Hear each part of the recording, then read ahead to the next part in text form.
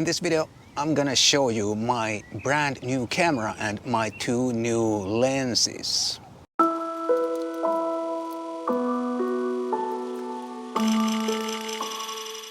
Hi guys, my name is Matti Sulanto and I'm a photographer. And in this video, I'm gonna show you my brand new camera and my two new lenses that I just bought.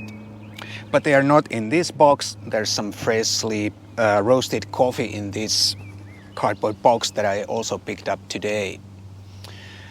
But anyway, I bought a new camera and I thought you might want to know what I bought and why I bought it. Let me see if I can support my GoPro on this coffee cardboard box so I can show you my camera better. I got the camera some days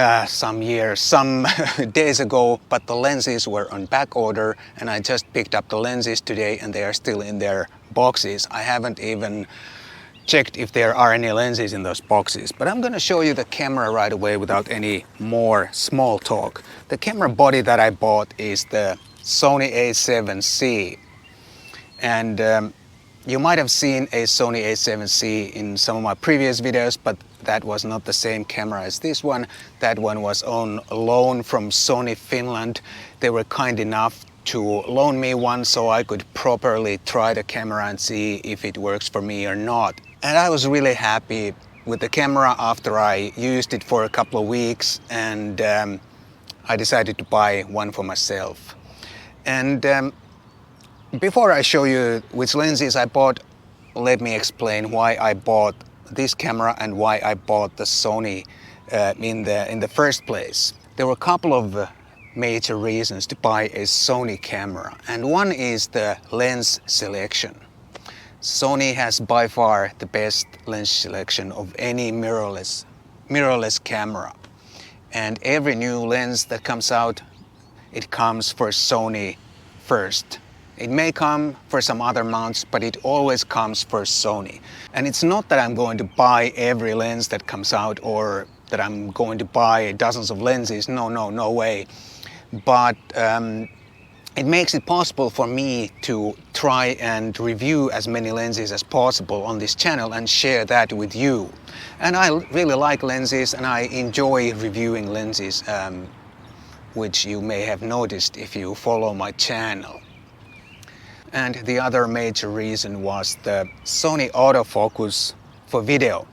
And this A7C has the latest Sony AF algorithm, and it works really super well for video. And I've said it before many times that I never had any major problems with the Lumix autofocus either, and it's still very true, especially for photography.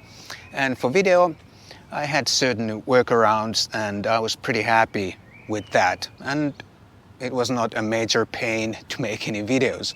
But now that I have used this Sony for video, especially for video, or the Sony autofocus, I realize how much easier it is to make videos when I can really trust the autofocus and I never have to worry about getting my videos in focus. The autofocus on this camera is almost like magic. It's just so sticky and it finds your face and your eye, and it's incredible how well it can track your face when you are making videos. And of course, not everyone needs such autofocus, but when you make YouTube videos and you're usually working alone, then a reliable, precise autofocus is really super helpful, and it really helps to make content. And the reason to choose this specific camera body, the A7C, reasons were that it's really compact. It's pretty much micro four thirds sized camera body with a full frame sensor, and I wanted a full frame sensor because for lens reviewing purposes, that is the best compromise. And this camera has the flippy screen, which is pretty much mandatory for one-man video production team. And what else? The battery life is really super good on this camera. And one of the downsides is the viewfinder, which is not the greatest, but it's not as nearly as bad as every review says. So all in all, I think this was the best compromise for what I need now. Oh yes, one more downside is that there's no included battery charger with this camera, which is pretty pathetic, I think. This is in a €2,000 price range camera, and I think for that kind of a money you should get a separate battery charger. You can charge this with the USB charger, which is really nice and practical. But if you have two batteries, I think you should be able to charge the other battery while you are using the camera. But unfortunately, that seems to be the trend, and more cameras come without a dedicated separate battery charger. And one more thing about this camera body, one major downside is that it has the silver gray top. I wish I could have had the all black version, but it's not available here in Finland or in Europe. I think the black version is only available, I think, in the United States and Japan or something, which is a real bummer. But fortunately, the features and functionality is the same on this one, but I would really have preferred the black one. And then about those two lenses that I bought. I only bought two lenses because I don't need that many lenses, and these two lenses do exactly what I need right now. The first one is still in its box, the Sony FE 50mm f2.5 lens, which I also had a chance to try before I bought. There's some paper flying around. And this is one of the Sony's new compact primes, and I really like this lens. This is also micro four thirds sized lens, really good quality, weather sealed, and based on my tests, it's optically super nice too. The maximum aperture is only 2.5, but that's okay. I'd rather have f2.5 and a compact size than f1.2 and a huge and expensive lens. And let me show you the other lens. Let's put this back for a second.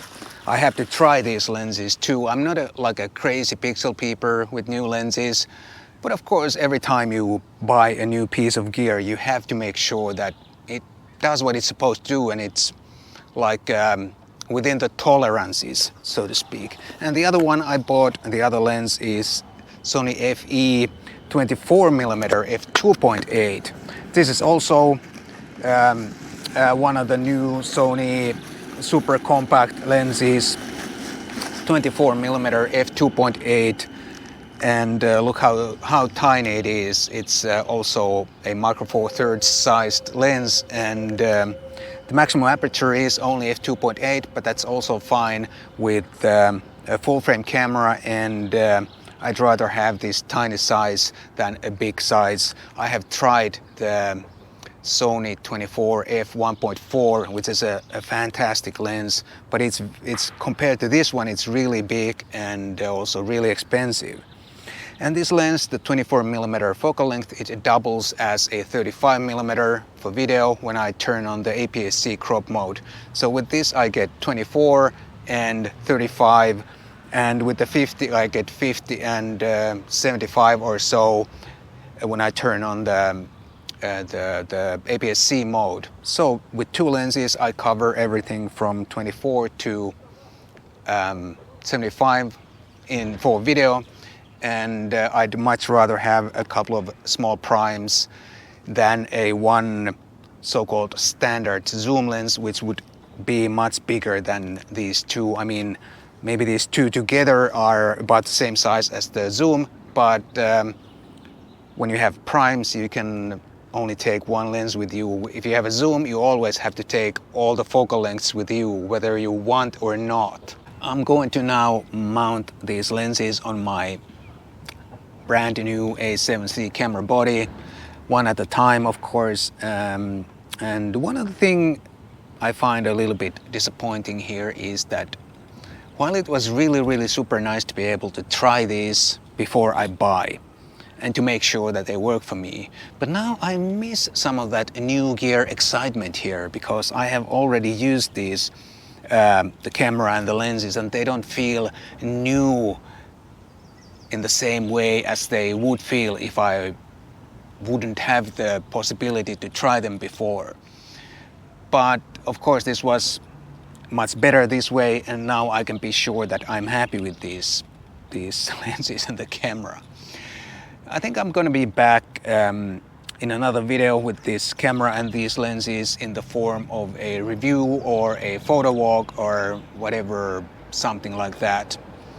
Thank you so much for joining in for this experience, new camera experience, and I'll see you in the next video.